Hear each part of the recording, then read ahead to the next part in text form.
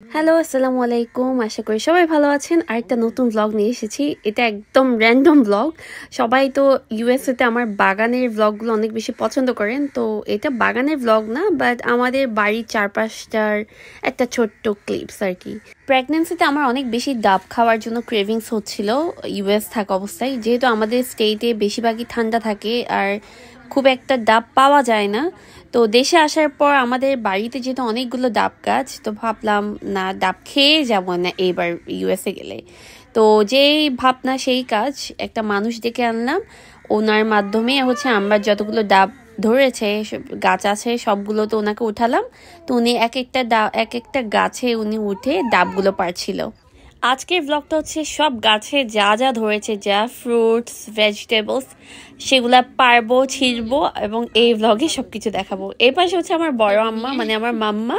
উনি আমাদের গাছে লেবু ধরেছে, তো উনি বললো দেয় আমার একটা ছবি তুল, প্রমাণস্বরূপ যে লেবু হয়েছে সেটার একটা ক্লিপস নিলাম আর কি। এখানে বেশ কিছু লেবু গাছ আছে। আর হচ্ছে এ পাশে হচ্ছে ডাব পাড়ছিল আর আঙ্কেল সবগুলো ডাব নিচে নামানোর জন্য হেল্প করছিল। তো এই টেকনিকটা খুবই সুন্দর লেগেছে। ইউজুয়ালি এখন আগের মতো ডাব পাড়ার জন্য মানুষ পাওয়া যায় না, টাকা দিয়ে ভাড়া করে আনতে হয় যেন ডাবটা পেরে দেয়, এবং যতটা ডাব পেয়েছে তার উপর ডিপেন্ড করে উনি টাকা নিবে। তো এখানে প্রায় আমরা 21টা ডাব পেয়েছি। আমাদের প্রায় 5-6টা গাছ আছে।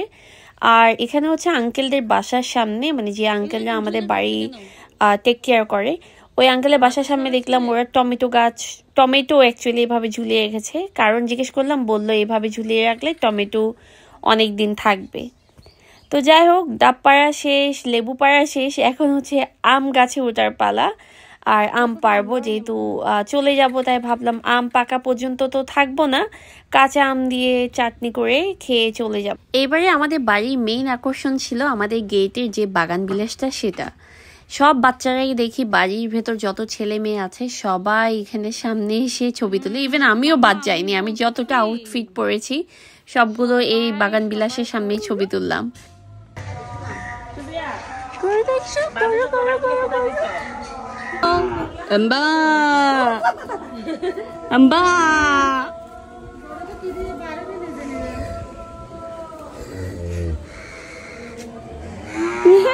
আমাদের সামনে একটা খালি ভিটা ছিল, ওই ভিটাতে এবার আমরা কি করেছি, এবার না অ্যাকচুয়ালি লাস্ট ইয়ার আব্বু যখন আসলো তখন অনেকগুলো আম গাছ, ইভেন অনেকগুলো ফ্রুটসের চারা রোপণ করে গিয়েছিল। তো আমরা এই খালি ভিটাতে আসলাম, এখানে আম গাছে দেখলাম আম এসেছে।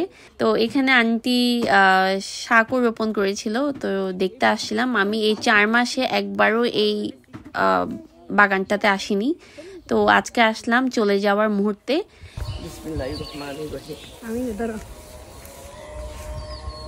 এইগুলা আমার নতুন গাছের আম, নতুন জায়গার নতুন গাছের আম অনেক আছে। এ কখন রোপণ করছিল গাছগুলো? কয় বছর হচ্ছে? না, 1 বছর লাস্ট ইয়ার না করছে? 2 বছর হচ্ছে। নতুন গাছে এখন কি ছিড়বেন এগুলা? ছিড়বো। বিসমিল্লাহির রহমানির রহিম। আসেন মাম্মাও আসেন, হাত লাগান। যাবে, আন্টিও যান। একটা আম পাড়ার জন্য নতুন গাছে 3 জনের হাত। আদর করে দিচ্ছ? মাশাআল্লাহ।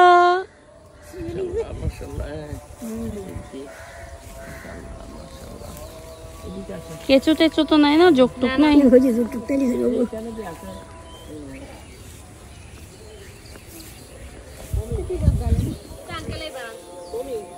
এটা লেবুর মতো লাগতেছে, আমি একটা ছিড়ি। এখন হচ্ছে আমি আরেকটা গাছ থেকে পারবো না ছিড়বো। এটা না, আর এখান থেকে ছিড়িও না, ছাদের থেকে ছিড়বা। আচ্ছা, ছাদে অনেকগুলো আছে। ওইদিকে না না, ছাদের তো ছাদের বহুত বাড়া মাইছে পারে না। সবাই না কিনে সাত তুলে ফেলাইব। আপনারটাও দেখান। হ্যালো, দেখো না মধুরান কস এটা লাখর সুযোগ যত নাচতেছে। হ্যাঁ কলা গাছ, এখানে তো আম গাছ আরো আছে মাশাআল্লাহ।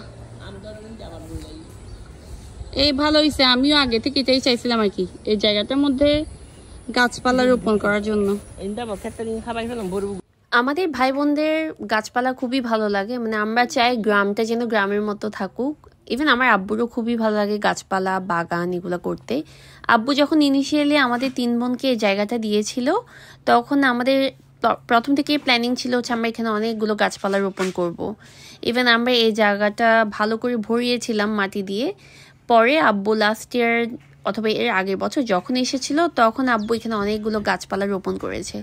তো দেখে খুবই শান্তি লাগছিল। আর গাছগুলো যখন বড় হবে চিন্তা করুন কতটা ভালো লাগবে, মানে সবুজ লাগবে পুরা জায়গাটা।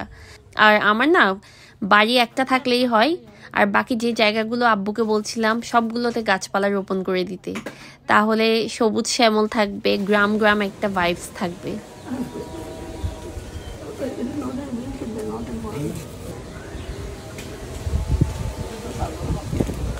আমাদের মতো যারা দেশের বাহিরে থাকেন তারা নিশ্চয়ই গ্রামের এই ছোট ছোট মোমেন্টগুলো অনেক বেশি মিস করেন।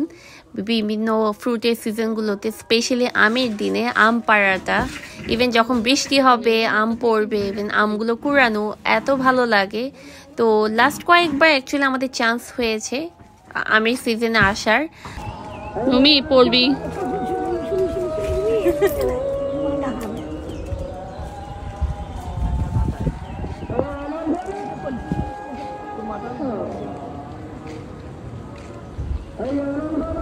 বাংলাদেশে আরেকটা জিনিস যেটা বেশি মিস করি সেটা হচ্ছে টাইম টু টাইম আজানের আওয়াজটা। তো আমাদের বাড়িতে আসলে এই আজানের ধ্বনিটা শুনলে এত বেশি ভালো লাগে, যেটা ইউএসএ তে খুব বেশি মিস করি। এখন হচ্ছে আসরের টাইম, এই টাইমে আমরা হচ্ছে আম পাড়তে বের হলাম, যেহেতু মাগরিবের আগে বাসায় ঢুকতে হবে আবার। তো এখানে হচ্ছে আমার বড় আম্মার বাসার ছাদে উঠলাম, যেহেতু ওনার ছাদের চারপাশেও আম গাছ আছে, ইভেন আমাদেরও আম গাছের কিছু পার্ট ওনার ছাদের উপরে এসে পড়েছে। তো আমরা ভাবলাম এখান থেকে আম পাড়া যাক। আর এই গাছের আমটা অনেক বেশি মজা, পাকলে তো অনেক বেশি মজা, কিন্তু ওই পাকা পর্যন্ত অ্যাকচুয়ালি টাইমটা থাকে না।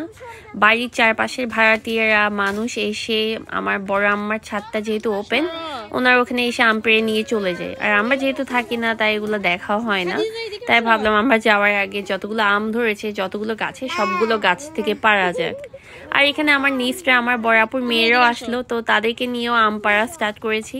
ওরা অনেক বেশি এনজয় করে গ্রামে আসলে, মানে ওদের হচ্ছে টাউনে যখন চলে যায় তখন ওরা আবার আসতে চায়।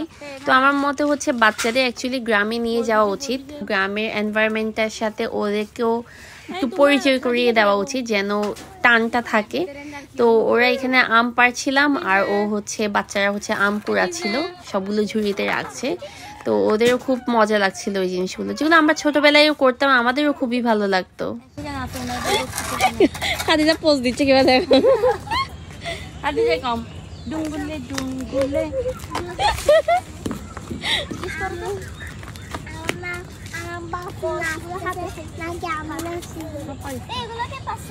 সামনে সামনে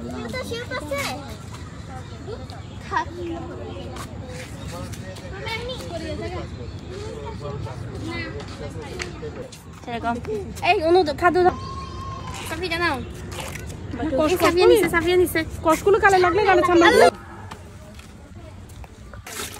মাশাআল্লাহ পানি তো বহুত মাশাআল্লাহ। বাপরে তারা আছে দাদা কেন জানি ওমার কি খাওয়াইতে পারবো একটু নরম গুলো এটা নরম।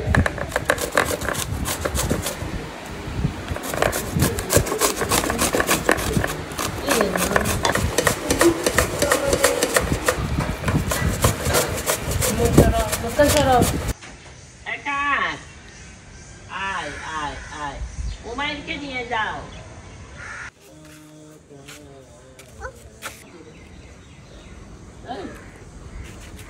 ইয়া হচ্ছে অন্ধকার, তো যে গাছে আমগুলো একটু বড় হয়েছে ওগুলা দিয়ে চাটনি করে খেয়ে যাচ্ছি, জাস্ট বিকজ পরে আর খেতে পারবো না।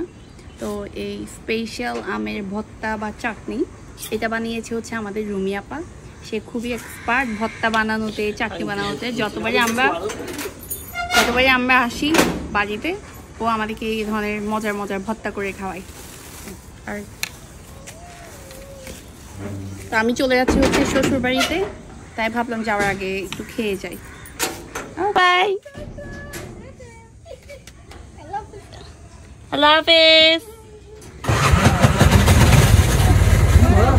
হ্যাঁ যান যান। বাপের বাড়ি থেকে শ্বশুর বাসায় চলে আসলাম। এখানে এসে দেখি আমার বড় যা সবগুলো হাতের নাস্তা করেছে। ওনার হাতের প্রত্যেকটা রান্না, ইভেন প্রত্যেকটা নাস্তার আইটেম খুবই মজা হয়েছে। আমি আগেও একবার খেয়েছিলাম, বাট ভাবি খুব ইনসিস্ট করছিল আমি যাওয়ার আগে ওনার হাতের রান্না খেয়ে যেতে হবে। আর এখানে হচ্ছে বাচ্চার সাথে তার কাজিন, ফুফি সবাই খুব ভালো টাইম স্পেন্ড করছে। আর আমার বাচ্চাও খুব এনজয় করেছে। আমি আমার ব্লগটা এখানে শেষ করছি। আশা করি আপনাদের ভালো লেগেছে। ভালো লাগলে সাবস্ক্রাইব, লাইক এন্ড শেয়ার করবেন। আল্লাহ হাফেজ।